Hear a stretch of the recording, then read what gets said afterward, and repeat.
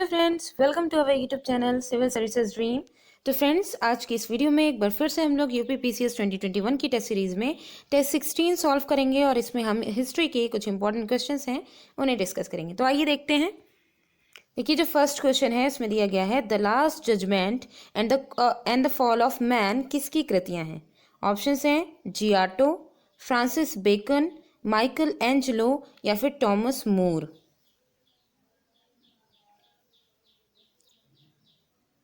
Question 1 का जो correct answer है वो है option C, Michelangelo. Michelangelo की the last judgement and the fall of man, ये दोनों ही कृतियां माइकल एंजेलो की हैं।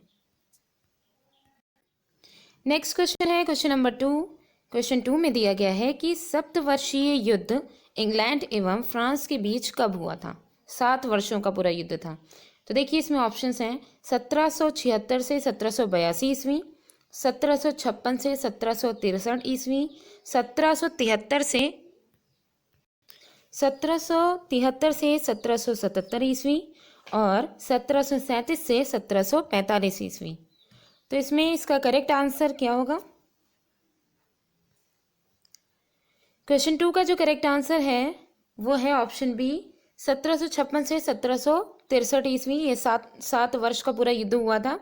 ठीक है, इंग्लैंड और फ्रांस के बीच में हुआ था।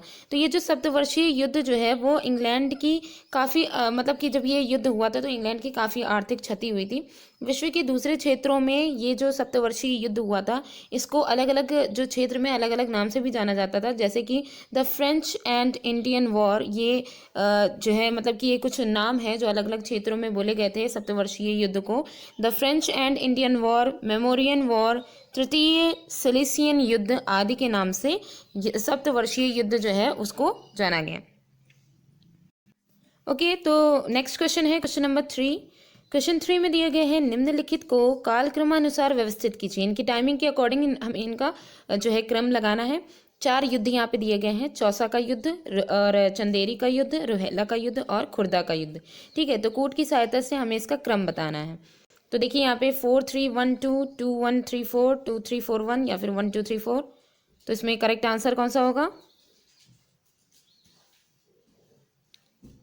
क्वेश्चन 3 का जो करेक्ट आंसर है वो है ऑप्शन बी, 2 1 3 4। एक बार इसकी टाइमिंग देख लेते हैं।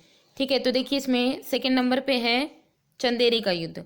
चंदेरी का युद्ध जो हुआ है वो हुआ है 1528 में। ठीक है, चंदेरी का युद्ध है वो 1528 में है।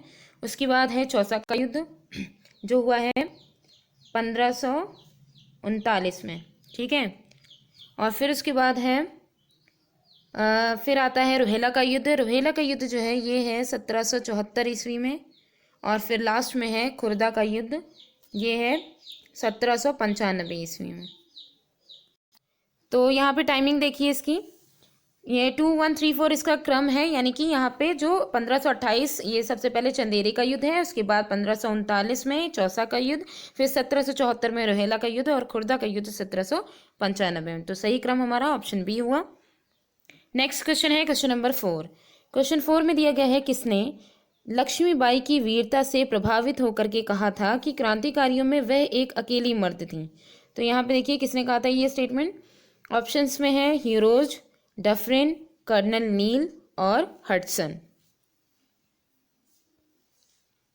क्वेश्चन 4 का जो करेक्ट आंसर है वो है ऑप्शन बी, डफरिन। डफरिन ने कहा था कि जो रानी लक्ष्मीबाई हैं उनकी वीरता से ये प्रभावित हुए और इन्होंने ये कहा कि क्रांतिकारियों में वही एक अकेली मर्द थी। ठीक है, अगला क्वेश्चन है क्वेश्चन नंबर 5।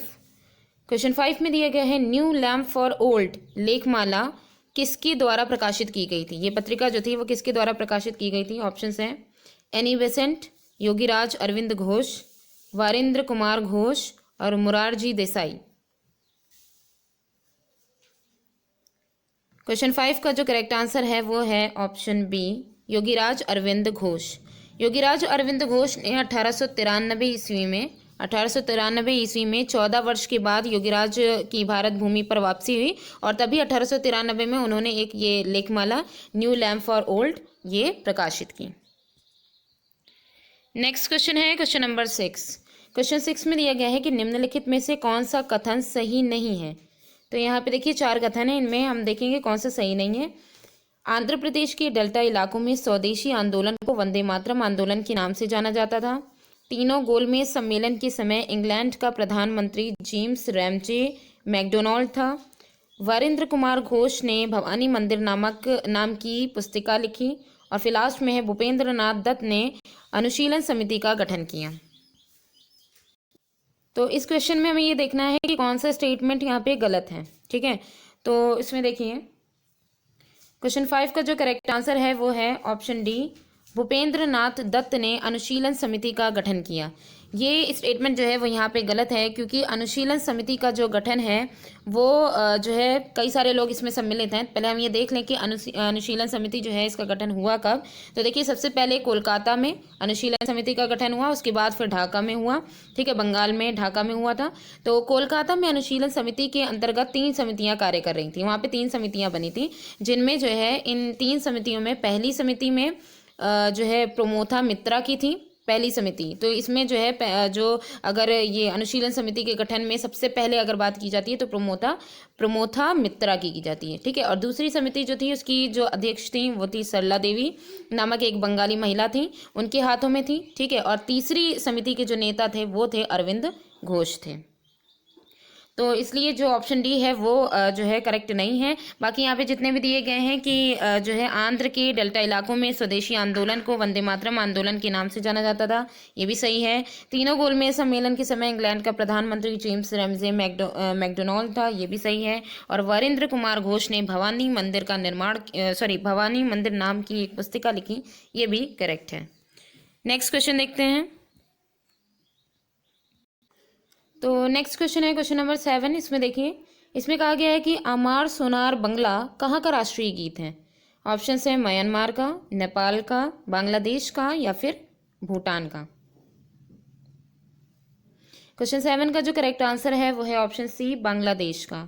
अमार सोनार बंगला ये जो गीत है ये रविंद्रनाथ टैगोर के द्वारा ये रचित किया गया था। ठीक है, और ये एक रविंद्रनाथ टैगोर का प्रसिद्ध गीत है जो इन्होंने स्वदेशी आंदोलन के अवसर पर जब बंगाल का विभाजन हुआ तो उस समय एकीकरण के लिए कि इसका एकीकरण हो जाए, मतलब एकीकरण के लिए इन्होंने इस गीत के द्वारा जो है बहुत ज़्यादा मतलब कि इन्होंने कोशिश की थी कि बंगाल का एकीकरण हो जाए। ठीक है, तो इस गीत में उसी से ही संबंधित सारी जो है चीज़ें, इसमें जितनी भी पंक्तियां हैं वो इसी से ही संबंधित हैं।